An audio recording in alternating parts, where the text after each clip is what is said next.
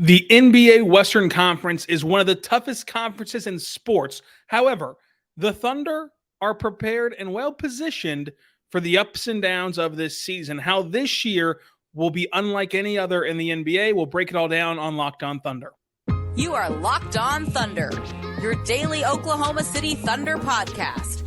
Part of the Locked On Podcast Network, your team every day.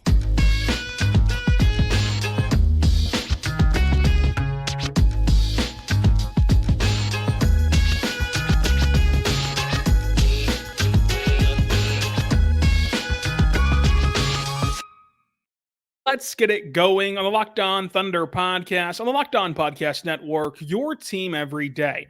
I am your host, media member, and editor-in-chief over at thunderousintentions.com, Rylan Stiles. Follow me on Twitter at Rylan_Stiles. Follow the show on Twitter at LOThunderPod. You can text the show 405-963-3686.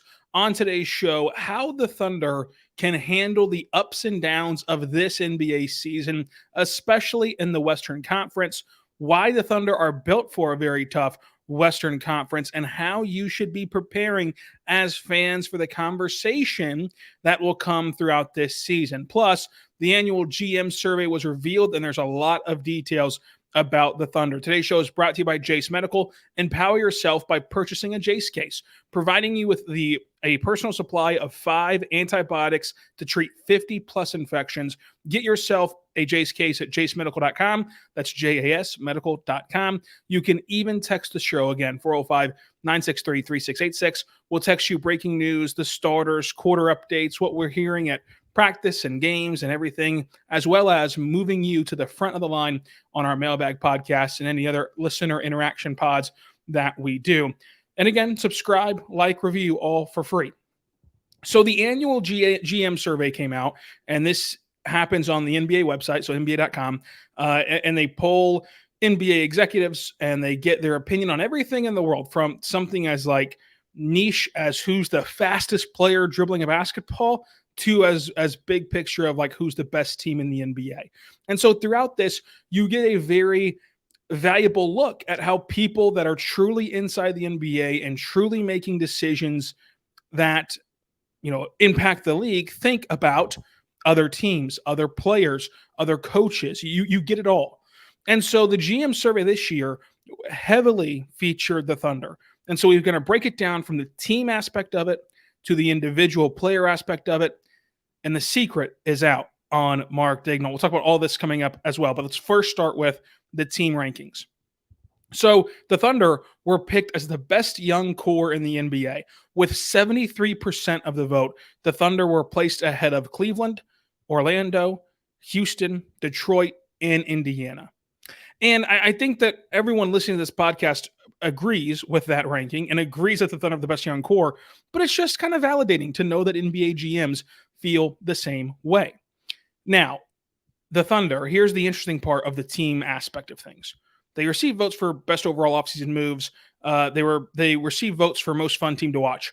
But there's layers to how this team is viewed league-wide that I think are interesting. When you look at the beginning of the survey, they start out with the standings and the projections of standings for each conference. And the Thunder are projected as the 10th team in the West. They have 3% of fourth place votes, but they end up at 10. They also are tabbed as the second hardest team to predict, behind just the Sixers.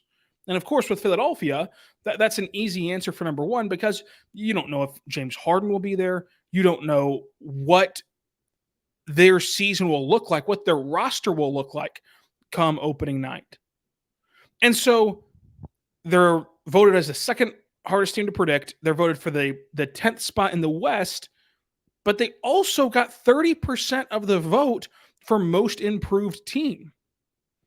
This is a team that has 16-win improvement last year. So for them to be the most improved team this year, they'd have to at least make a 5-win jump, right? If they make a 2-win leap, they're not going to be the most improved team. So for you to believe that they're going to be the most improved team this year, you have to believe that they're going to make a jump in win total. but it's also hard to nail it down. And I'm not so certain that it's hard to nail it down. I think it's hard to go on the limb right now for most people and just outright say what you believe. I think that there's a lot of people who believe this Thunder team is deep, is talented, is good enough to be a top 6 seed in the West.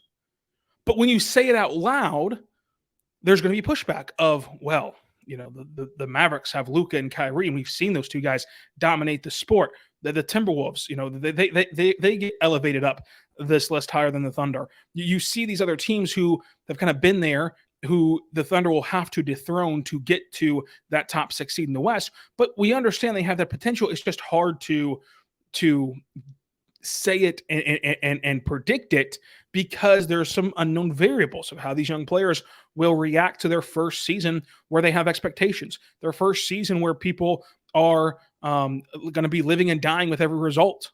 Right, wrong, or indifferent, they can continue to preach patience and progression not being linear and everything that they preach. And that is, when you take a step back and a big picture view, they are preaching the right things. Those things are absolutely true. They are doing everything right. So they can continue to preach those things, which are the right things to preach, but fans are going to be living and dying with every result this year. Fans are going to be back in.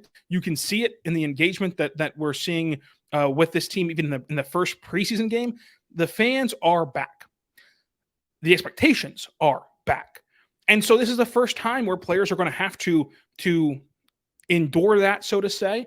And it's also, you're going to mix in Chet Holmgren. You're going to mix in Micic. You're going to mix in these other players, Case and Wallace, and you're going to throw in some. You still want to do some roster exploration. You're going to get some minutes for Keontae. You're going to get some minutes for these young guys. So you're having to do this balancing act of still developing, still gunning for wins. And the Thunder are going to want to win games. The Thunder are going to try to win games. And I think that when you look at everything around the Thunder, if we said that about any other team that had a little bit more experience, people would be elevating them to a higher status than 10th in the West. So it's interesting that, don't necessarily look at the standing projection. Look at what they're saying, not what they're predicting. They're saying that this is the best young core. They're saying that they're going to have the biggest improvement this year. They're saying that this team's going to be fun to watch. And then we're going to get to these individual honors, and they're saying SGA is a player that you want to start a franchise with. They're saying SGA will earn MVP votes this season. For SGA, so they asked GMs who's going to win MVP, and some GMs voted that SGA would win MVP. For SGA to win MVP, this team, bare minimum, has to be top 6. Realistically, it has to be top 4 in the West. And for that to happen, it would be an unbelievable ride for Oklahoma City. So read into what they're saying about these players. SGA ranks as the 3rd best point guard and the 3rd best shooting guard. He got enough votes and enough people to think highly of him that he's top 3 for each position. Now, I wonder what it would be like if they just defined his position beforehand and made them vote in the same category, all of the GMs vote in the same category. But still. Chet Holmgren received votes as the player to have the biggest breakout this year. Now this one, I don't believe that rookies can have breakouts. I think that like a breakout to me is taking a leap or doing something that's unexpected. We don't yet have a baseline. So if we don't have a baseline yet, we can't have a breakout. You got to have a baseline, then a breakout. That's how it goes for me. But still, if you believe that Chet Holmgren will have the biggest breakout, then the Thunder team is really, really good. Chet was simultaneously voted receiving votes to have the biggest breakout, but then he was 3rd in Rookie of the Year voting behind Victor and Scoot. I think that at the end of the day, it'll be Victor and then Chet for Rookie of the Year this year. I just think that you've already seen it in a preseason game where I think that Chet not only held his own, I think that Chet played better than Victor a little bit. The hype nationally was all about Victor, and that's just kind of the unspooling of that story that's going to happen all year long. So anyway, Lou Dort earns votes for best defender and best perimeter defender. So whenever you look at this Thunder team and you look at the way they're being talked about, it's not matching up with how people are predicting them. And that is going to tie into our next segment, talking about the West and how you've got to be prepared for this absolute treacherous and just fierce Western Conference. And there's going to be a ton of peaks and a ton of valleys in all of this. I want to talk also about the secret being out on Mark Daigneault, and we'll break down the standings. I told you that the Thunder are 10. Who's ahead of them, and who can the Thunder topple and climb up over this season? All that's coming up, but first, I want to say right now about our good friends over at Jase Medical. JaseMedical.com is where you need to go because it's a really awesome tool. You want to have peace of mind. You want to protect your loved ones, and everyone should feel empowered to take care of themselves and their loved ones during an unexpected situation. That's why Jase Medical offers you the Jase case. The Jase case provides 5 life-saving antibiotics and is there for you to use in an emergency situation. And it gives you that peace of mind that you're not sitting there hoping you have access to the medication you need in an emergency. You know for sure you have it with Jase Medical. It makes sure you have the medication on hand. Jase Medical is simple. They handle it all for you. They handle the evaluations with a licensed physician. They handle the medication delivery, the ongoing consults, and the care. So do not get caught unprepared. Go to Jase Medical right now. Get $20 off of these life-saving antibiotics today at Jase Medical by using the code LOCKEDON at checkout on Jase Medical. That's JASE medical.com.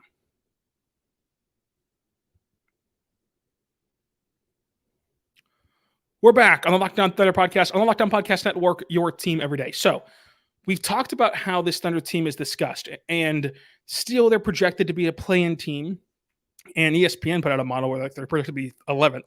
But at the end of the day, I think that everyone's just scared to take the next step. They're comfortable acknowledging, hey, this Thunder team's going to be good. Hey, these players are good. This core is good. And even this coach is good, which we're going to get to. They're not so comfortable saying, hey, they're going to overtake a known commodity. And I think that that's the bottom line. These other teams are known commodities. These other teams are, players and rosters that have been around, and we've seen them. We've seen them go to the playoffs. We've seen them take that next step. And I think that we're going to be a year behind on projecting the Thunder to do that because I think that the Thunder are going to be well positioned to have a strong season this year. But before we move on to the Western Conference, the secret's out on Mark Daigneault. Like, when he was hired, a ton of people questioned his hiring. A ton of people assumed, predicted, outright stated that he was just a rebuild coach and basically a lame duck until they got to a good point, and then they were going to go find their guy. That was all wrong. And I told you back then that's not how the Thunder operate. That was all wrong. Mark is their guy. Mark is their hand-picked guy, and he is a heck of a coach. It didn't take long for most of us to realize that. Now, this sounds a lot better on the sticker shock value of it, but a month into his Thunder tenure, I said that he's the best coach in Thunder history. When you look at that list, it's Peter Carlesimo, it's Scott Brooks, it's Billy Donovan. He's better than all those guys. And then the GM survey comes out. And even people within the NBA walls grade coaches on postseason, and that's when they start to give the recognition for coaches. That's especially true for media and fans. But even so, Mark earned votes as the best game manager / motivator, which I think is his best quality overall. His best overarching quality is that he relates to the players. He motivates the players. He has trust built with the players to where he can get away with, so to say, hey, you're a really good player. Say, for example, Wiggins, like, you're a really good player. You really help us win every time you play, but there's going to be certain nights where you just don't play. Not every coach can get away with doing that and manage the emotions, manage the temperament, manage the reaction to those decisions. But because these players trust him, Kenrich Williams, Aaron Wiggins, these guys who bounce in and out of the rotation, because these players trust him, they allow it to happen. They're quote unquote good soldiers about it, where they understand it's for the betterment of the team and sometimes the betterment of making themselves look better. And they trust him to make those decisions, and then they still play hard for him, maybe play great every time they're in the situation. Last year there was times where Josh Giddey, Lou Dort, like these guys who are staples of the starting lineup even didn't close games. And, history in the NBA tells you that sometimes those kind of players, whenever they get benched, and especially when they get benched on a roster like last year that didn't necessarily have the ton of depth of players who are better than Lou Dort, better than Josh Giddey. Tempers can flare, but those guys trusted Mark and they understood the situation. They were heavily communicated with during that time, and they all still love Mark. They all still play for him. They all still praise him. Like the praise that you hear about Mark from his own players tells you all you need to know. So I think that his relatability to players is a very key aspect in all of this, but he's one of the rare coaches who I don't want to say doesn't have a flaw, but most of the time you get coaches who are either players coaches or coaches who are X's and O's coaches. And there's very few that blend it so well the way I think that Mark does. I think that Mark's a really good player coach, but you see the stuff he's done defensively. This team has vastly overperformed, has vastly exceeded expectations overall, but also specifically defensively his entire career, no matter the quality of roster he was given. And we can be frank that the beginning of his tenure, he was given some pretty bad rosters. No matter what the quality of the roster was, the defense, he always had them playing hard. He always had them creating turnovers. He always had them excelling defensively. He can max out. He can max out the defensive potential on a roster. And when you have a coach who has that skill set to max something out and you build around that something, look, we can all acknowledge he can max out defensive rosters. Then you give him Case and Wallace. Then you give him Lou Dort. Then you give him SGA. Then you give him J-Dub. Then you give him Chet. Then you give him an improved SGA defensively. Like Kenrich Williams, Aaron Wiggins, you have all these guys who fit with what he wants to do. And this is the first time in his career that top to bottom, there's Thunder guys. Like top to bottom, there's guys who fit his image and his role and his mindset. That's why I wholeheartedly believe this team's going to be an incredible defensive team this year. An incredible defensive team this year. So he's voted on as the best motivator, game manager. He got votes in that category. He got votes in best defensive schemes, and he got votes in best in-game adjustments. And Mark likes to kind of course, play coy with like, oh, it's not a Disney movie. We're just so happen to be good in the third quarter. There's got to be something that happens. There's got to be something that changes, that flips, that works for him in that second half that allows him to succeed. So the NBA GMs are seeing it. And I think if nothing else, like if you do want to just believe that like something just flips automatically, if nothing else, the big adjustment that Mark makes that I think that other coaches lack, I think that a lot of other coaches lack this. And it goes back to the relatability and the trust factor that the players have with him is he's not afraid to play 10, 12, 13 guys. He doesn't get stuck in his ways. Some coaches, they list out at the end of training camp or whatever, or whenever at a certain point in the season, they get to a point where these are my 8 guys. These are the 8 guys I trust to go play. These are the 8 guys that I'm going to play. Sink, swim, whatever happens, down 50, up 50, these are my guys. And these are the only guys who are going to play. Even no matter the quality of roster, Mark has been willing to play anyone and figure out ways to mix and match and find the right combination on any given night. And so the lack of stubbornness and the lack of marriage to a certain lineup, the lack of marriage to a certain rotation, the lack of marriage to a certain player allows the Thunder to thrive and allows the Thunder to make in-game adjustments. And it continues to keep those wheels spinning and the kind of opposition on their toes, so to say, which is why I think that you see so much regular season success, and we'll see that from the Thunder, because other teams are just ill-prepared to make set adjustments game to game in an 82-game slog fest. Like they're just not in that mode a lot of the times. So the GM survey, I think, should reaffirm everything you believe about the Thunder and then make you feel better, because I know that they were still picked 10th, but it's the conversation around pick 10 that is so important. Now, the GM survey was revealed as the Thunder 10th. Above them, you have the Nuggets at 1, obviously fair, the Suns at 2, the Lakers at 3, the Warriors at 4, the Clippers at 5, the Grizzlies at 6, the Pelicans at 7, the Kings at 8, the Mavericks at 9, Thunder at 10. That just encapsulates how hard the West will be. Not going to dethrone the Nuggets. The Suns have just this incredible offensive juggernaut force that is going to be really, really good. The Lakers have LeBron, AD, like they're going to be really good. The Warriors are the Warriors, like Steph Curry and them. They're probably going to be a really good team. Now, I have questions about the Warriors in the regular season. That doesn't really matter necessarily. Clippers, Kawhi, Paul George, Russ, if healthy, they're going to be really good. They have a good complement of players as well. The Grizzlies, we've seen them continuously be good in the Western Conference. The Pelicans, when healthy, like last year when they were healthy, they were a top 4 seed in the West when healthy. They were one of the best teams in the West when they were healthy. The Kings, we saw them be a 3 seed last year, and they're 8th on the GM survey. And then the Mavericks, who do not look great in the preseason right now, but they have Luka and they have Kyrie. And we have Luka and Kyrie. You should be good at basketball. But, the game's not played on paper. I think that in a power ranking scenario, I'm fine with anywhere that the Thunder, land. In the actual Western Conference table, I think that people discount that this is a young Thunder team who's going to try to win every single night, who's going to bring the energy every night, and a coach willing to make those adjustments and everything like we talked about before, with really talented roster top to bottom. Like even their lower end players are really talented and are able to help you win games.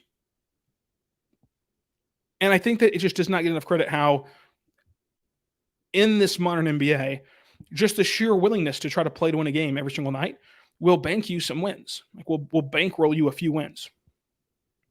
And other teams have some drama, some questions, animosity, chemistry issues. And the Thunder, don't really have that. But I think that regardless of this, the Western Conference is going to be unlike we've ever seen before in the NBA. And I think that the players, obviously, the teams have to account for that, have to prepare for that. But the media and the fans have to prepare for that too. And we're going to get you prepared for that coming up. But first, I want to say right now, but our good friends over at FanDuel. Folks, FanDuel is great. It is officially football season. We're in the midst of college football season. We're in the midst of the NFL season.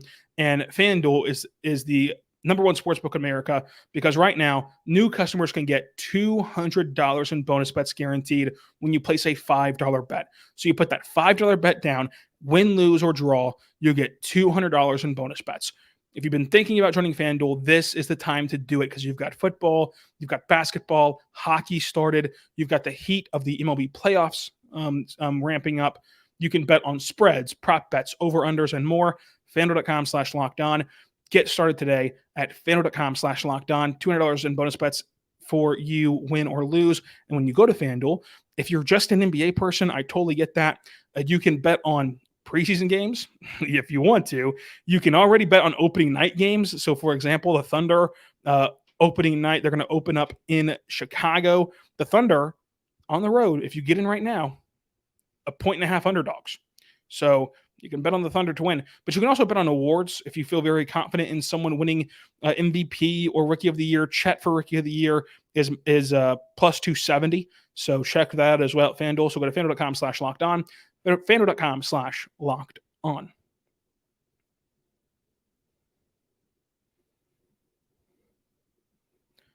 We're back on the Locked On Thunder podcast, on the Locked On Podcast Network, your team every day. Thank you so much for making us your first listen every single morning, every single day. We're here for you, talking Thunder basketball. So the Western Conference is going to be something that I don't think that people are ready for. These teams are absolutely talented. We all get that. But I really believe that a game is going to separate like seeds 3 through 8. And then like 2 or 2.5 or 3 will separate like 9 through 12. Like I think that the margin for error this year is going to be razor thin in the West. Just razor thin. And there's going to be at least one fan base who is sorely disappointed at the end of the year, like incredibly disappointed and just devastated after the year's over with. Now, luckily, the Thunder will not be one of those teams. Like if they make the play-in, don't make the play-in, if they make the playoffs, whatever, it's not going to be a disappointing season because this year you're still going to be a more improved team than last year. It might not translate to tangible wins because you're so young, but this year, no matter what, you're going to be a better team. Now, I personally believe it'll translate to wins, but still, the pressure is not on the Thunder to The same way it's on like the Mavericks, right? Like if the Mavericks are again not a play-in team after going to get Luka and going to get Luka a partnership with Kyrie, going to get Grant Williams, going to get Seth Curry, like if they're not a play-in team this year, it will be devastating for Dallas, right? It's not that way for the Thunder. But still, the Thunder want to be in the playoffs, want to be in the play-in. Like they want to build on what they had last year. The fan base desperately wants it. And so this is going to have so many twists and turns that you have to be ready for. You don't want to be caught unprepared for this season because a 3-game winning streak, you'll be a top 3 seed in the West. A 2-game losing streak, and you might be knocked out entirely. A good month or a bad month will feel like it's crushing you. For that moment, it'll feel like it's crushing you because a good month or a bad month, the bad month will just sink you down the ladder. But it only takes a couple of good games to get back up because of that razor-thin edge.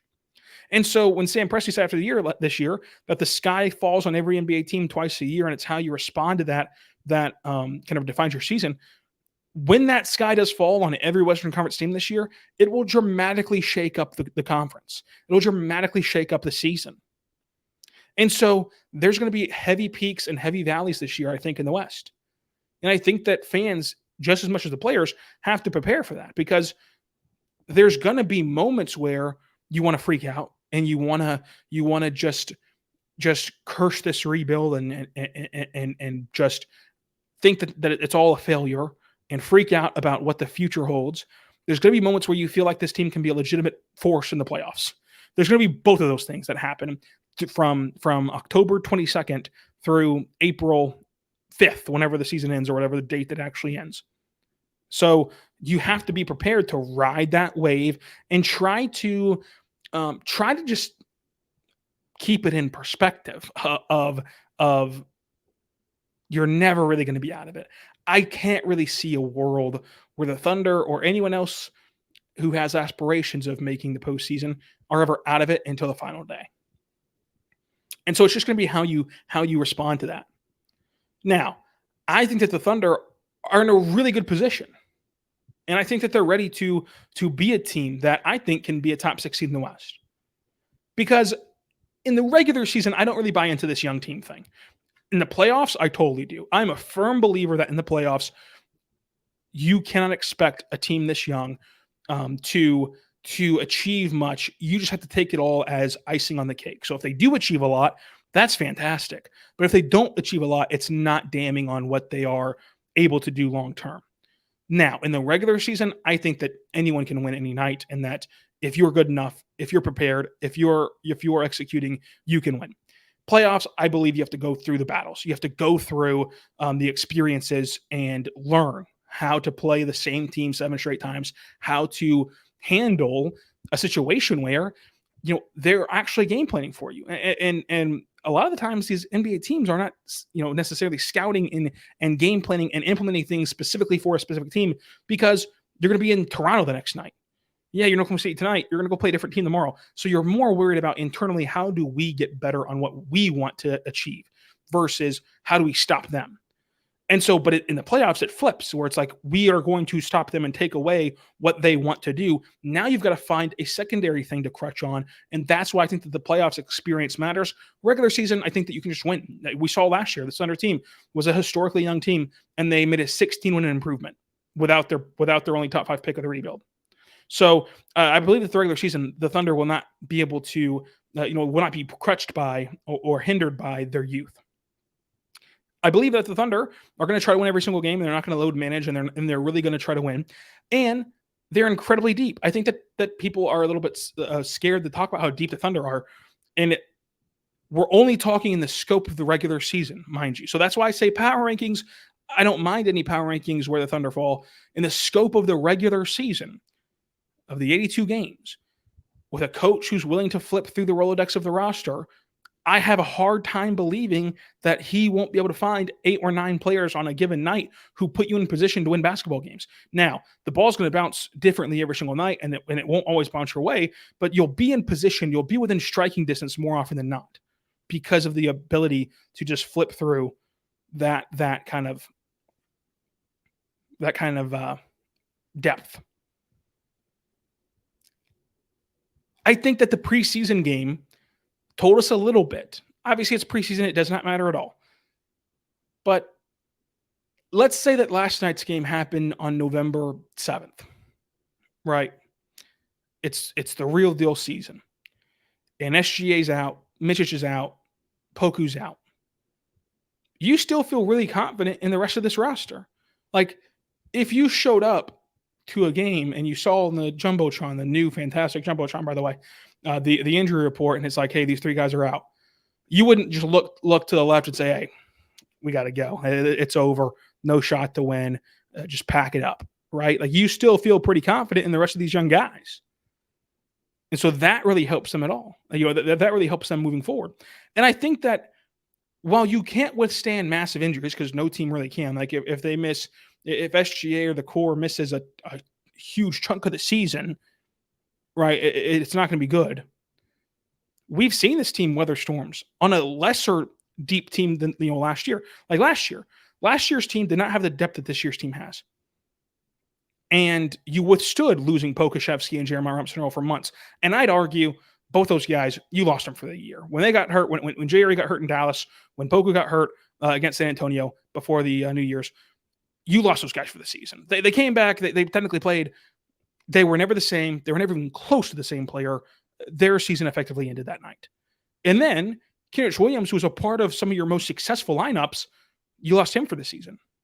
You lost SGA for a chunk after the All-Star break that really lost you some steam, but you picked it right back up, got right back on the horse. And then you dealt with some bruises as well, like Lou Dort got out for a couple games. J-Dub got elbowed in the eye his first ever game in Minnesota. Josh Giddey was out. Like, you dealt with some bumps in the road, but like, you effectively lost Jerry and Poku for the whole season. You lost Kenrich Williams for the whole season. You lost 3 guys that were in the rotation for the whole season. Then you saw Tre Mann regress to the point where he went from starting to out of the rotation. So you've effectively lost 4 guys last year on a team that was less deep than this year's team. And you still were able to withstand that and make the play-in in a very razor-thin, tight race. This is going to be a fun year. It's going to be an unnerving year. The ebbs and flows of this season will be something that we've never really seen before. But I think that the Thunder are going to take a lot of teams by surprise, because they're going to be able to survive better. They're going to be able to survive the bumps in the road of got to miss a couple games here, miss a couple games there. They're going to be able to survive the lulls of a season, because this is still a young team who they haven't played a ton on national television. So like the 8 national TV games, they're really going to get up for. Other teams on that list that are ranking above them in the GM survey, been there, done that, doesn't really excite them anymore. They haven't been to the playoffs. Like Lou Dort was in the bubble playoffs. That's not the playoffs. He hasn't been to the playoffs. And we've seen him rise to the occasion in the bubble. He scored 30 points in Game 7. Play-in, he played his best basketball game of his career, of his season at least last year against New Orleans on the road in the playoff, in the play-in. SGA, we know what he wants to do. He made the playoffs as a rookie, going to Oracle, going to Golden State, made the playoffs in the bubble, but he's never been into the playoffs as the guy. He was in the playoffs as a rookie with Doc. He was in the playoffs, as that 3 guard with Dennis and Chris. He's never been the guy. This is a brand new Shai. He wants in. Other than that, you are just filled with hungry players who want to experience the playoffs and want to continue to grow, trust each other, trust their coach. There's incredible vibes, which I do think matters, because you're with your teammates and you're with your team more than you're with your family most of the time. So the vibes of just simply liking each other and wanting to play together matters. And the pressure is different, right? The expectation is there from the fan base, but you get constant reassurance from the organization that this is still a year where we just want to see and collect data points, and we want to win, but if we just don't know what that looks like this year, right? So if you do get off to a slow start, or if you do find yourself in February and you lose 3 straight games, it's not going to create this division. It's not going to create this in-house fighting that it could for other teams. Like, again, the Mavericks have looked embarrassing in the preseason. Let's say that carries over to the regular season. Like right now, it's all laissez-faire. They'll figure it out in the regular season. Let's say that November 1st, they have like 2 wins and they've been getting blown out. You don't think that Kyrie and Luka and Jason Kidd and like the sentiment around Dallas will turn in a hurry? It absolutely will. Like, where the Thunder don't have to deal with that. Minnesota, if they get off to another slow start, the conversation around Rudy and Cat's pairing, they'll have to deal with a lot of that bad energy, outside noise. Memphis will not have Ja for 25 games, and they traded away Jones. Like, what does that look like this season? We'll see what the Pelicans are. The Pelicans are a really good team, but they've got to be healthy. Clippers, same thing. Like last year, they outright have called it like unserious. Like, that's what Ty Lue has called it, like, where they just didn't take it seriously last year, and it almost bit them. And they're trying to take it more seriously this year. What if they get off to another slow start? The Warriors, you can go down the list. It's where the Thunder just have the best vibes on this team, on this list. They're going to try to win every single game, and they have the care factor. And I think that the care factor goes a long way. So this Western Conference will have a ton of twists and turns, and at any given moment, the Thunder or any other team will be completely out of the race, and then completely back in, and then completely back out, and then completely back in. And like, it's just never going to really get settled until the final day. But as of this moment, I think that the Thunder are a top 6 seed in the West. It's just going to be hard to figure out which team that they're coming and top playing over. And I think that it all ties back to the first segment, to leave you with this. That exact sentiment is why I think that the Thunder are projected so low. Because every other thing that they're projected to do contradicts their low projection. We went through the whole GM survey. Everything on that GM survey contradicts their 10th place finish. It's just that who's going to go on the limb and who are they going to topple on that list. But I'll leave you with this. Who would have thought that Golden State last year would have gotten off to such a slow start and battled their way to barely make it into the 6th seed, right? Like razor thin's edge to get to that 6th seed for them. Like, who would have thought many of these things happened?